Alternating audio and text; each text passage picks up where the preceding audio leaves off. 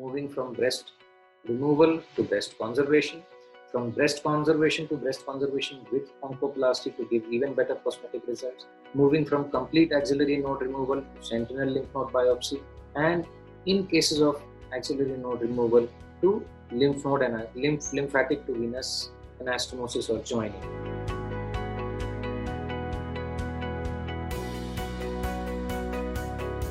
Traditionally, it was always removal of the breast, or what we call as mastectomy. But over last several decades, we have changed into giving breast conservation as one of the options in suitable patients. So even mastectomy had a lot of transformation. Mastectomy in the beginning also involved removal of the underlying muscles, which gave not only bad scars but also bad function of the shoulder. Then came the time when we started to preserve those muscles, so the shoulder function became better. And subsequently, only the removal of tumor with a normal margin of tissue all around was needed. Large studies with very large follow-up of more than 25 years involving thousands of patients has shown that removing only the lump with a normal margin is as good as doing a mastectomy or complete removal of the breast. Yes, if somebody goes for breast conservation, you definitely need to take radiation therapy as well, which may or may not be required after mastectomy, depending on your final biopsy report. But what happened then, after breast conservation, if you simply remove the lump and leave the area like that, it fills up with fluid. Initial phases, the cosmesis looks very good. But once radiation is given and healing happens by fibrosis, the skin is pulled on one side, the tissues are pulled on one side, and the ultimate cosmesis was not very great. Sometimes it was actually quite bad. Then came the concept of oncoplastic breast surgery, where we combined breast conservation surgery or tumor removal surgery, along with some basic plastic surgical techniques to fill up that cavity from the surrounding breast tissue. If that cavity was large enough, we needed tissues from around the breast, or sometimes even from faraway places. And that is how came into practice oncoplastic breast surgery. Now, having said all that, we must realize that some patients are still not suitable for breast conservation surgery. For example, there are multiple tumors or large area of breast, almost all of the breast is involved by a pre-cancerous kind of lesion which may progress to cancer later on. Such patients are not suitable.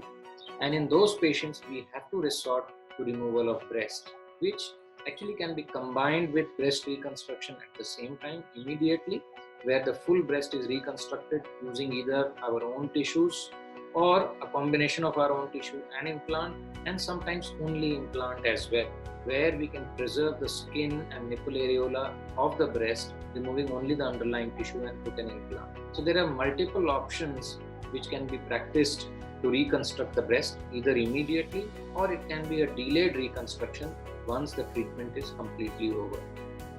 Now, this is about the treatment of the breast. The second part of surgery is treatment of the armpit or axilla. Again, traditionally, because the breast cancer spreads from breast first to the armpit lymph node, there are small lymph nodes which are present. All the lymph nodes were removed.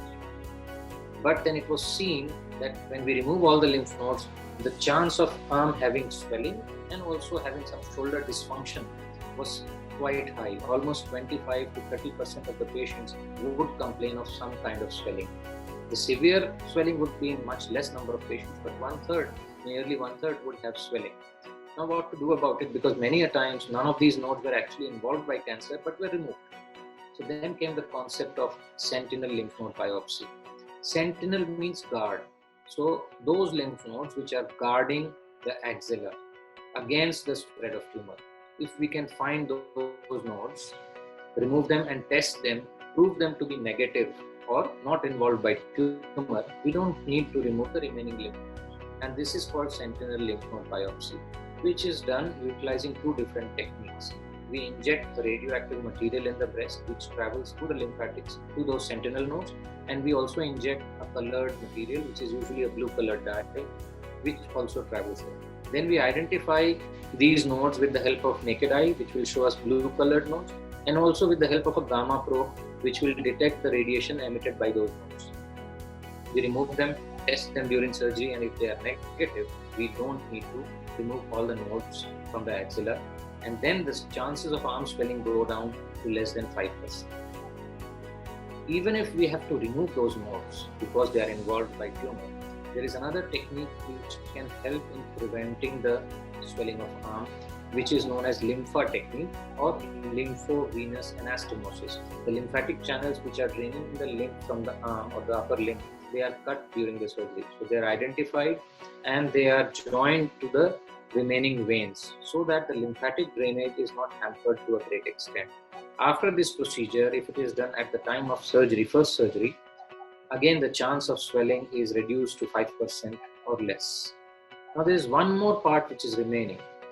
Most of the time we find breast cancer which is felt or which is palpable, but there are some patients who would undergo screening mammogram and will find abnormalities which are not felt, which are very small, 2, 3, 5 mm, 6 mm, and how to remove them because we are not able to feel it. That also employs special technique called wire guided localization and surgery. And this is one of the techniques. There are a few other techniques.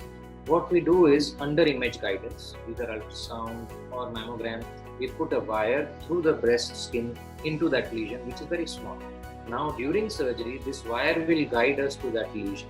We will follow the wire and the tip is curved so it doesn't move. It gets hooked into the lesion and we move to the tip of the wire and remove the area around the tip.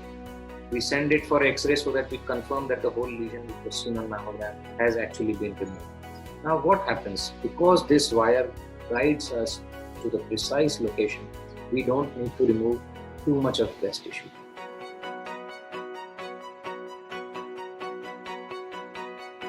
Subscribe to our channel and press the bell icon for more videos on cancer care.